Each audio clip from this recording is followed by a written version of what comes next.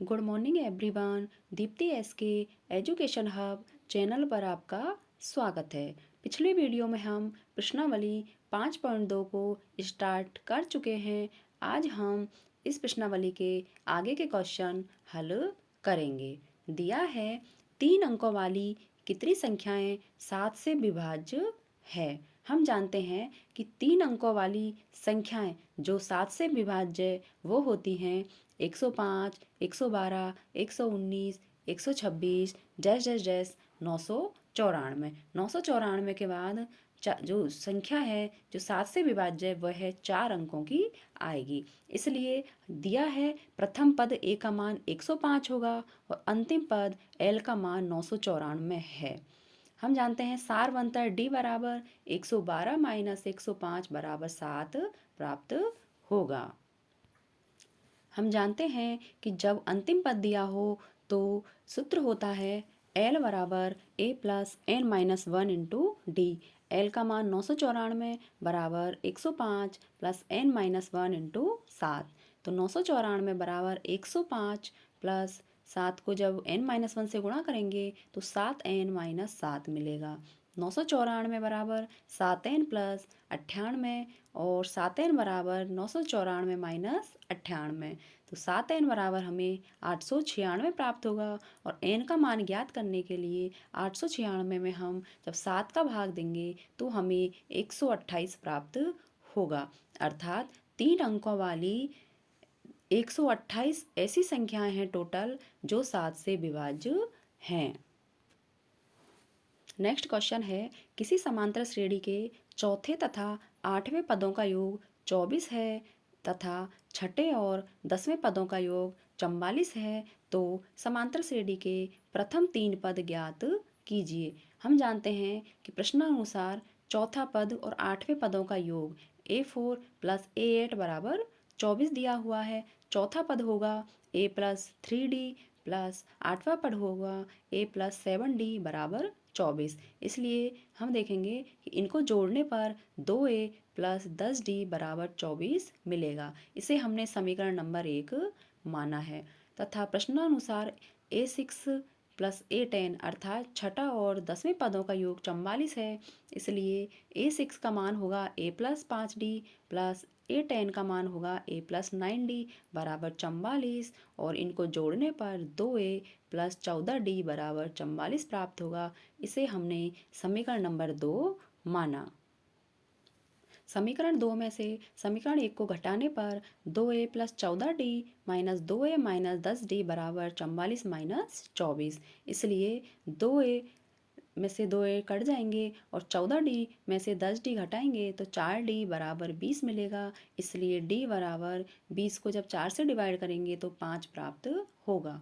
समीकरण 1 में हम d का मान रखेंगे तो 2a प्लस 50 बराबर 24। इसलिए 2a बराबर हमें माइनस 26 प्राप्त होगा और a बराबर माइनस 26/2 बराबर माइनस 13 प्राप्त होगा। इसलिए हम देखेंगे कि इस समांतर श्रेणी के जो प्रथम 3 पद हैं वो होंगे a प्लस डी और a प्लस 2d। तो a का मान माइनस 13 है और a प्लस डी करेंगे तो हमें माइनस 8 मिलेगा और a प्लस 2d करेंगे तो हमें माइनस 3 मिलेगा। इस प्रकार हम इस श्रेणी के तीनों पद ज्ञात करेंगे। नेक्स्ट क्वेश्चन है राम ने 1995 में 5,000 रुपये मासिक वेतन पर कार्य शुरू किया। प्रत्येक वर्ष यदि 200 रुपये की वृद्धि होती है तो किस वर्ष उसका वेतन 7,000 रुपये हो जाएगा।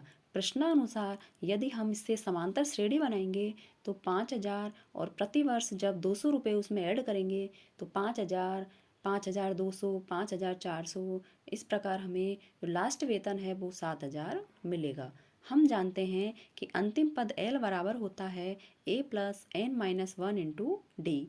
7,000 बराबर 5,000 प्लस एन माइनस 1 इंटू 200। इसलिए 7,000 बराबर 5,000 प्लस 200n माइनस 200।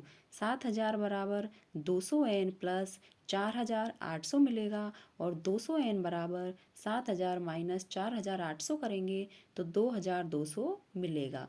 चूँकि हमें n का मान निकालना है इसलिए n बराबर 2200 में हम जब 200 का भाग देंगे तो हमें 11 मिलेगा। अर्थात 11वां जो वर्ष होगा उसमें राम का जो वेतन है वह 7000 रुपये हो जाएगा। नेक्स्ट क्वेश्चन है, राधा ने प्रथम सप्ताह में 50 रुपये की बचत की और अपनी साप्ताहिक बचत 17.5 रुपये बढ़ाती है। यदि nवें सप्ताह में उसकी साप्ताहिक बचत 207.50 रुपये हो तो n का मान ज्ञात कीजिए। प्रश्नानुसार जब हम इस समांतर श्रेणी बनाएंगे तो 50, 67.5, 85 डैश डैश डैश 207.50, क्योंकि वह हर सप्ताह में 17.5 रुपये बढ़ाती है। हम जानते हैं कि यहाँ अंतिम पद दिया हुआ है इसलिए सूत्र होता है L बराबर A plus n-1 into D.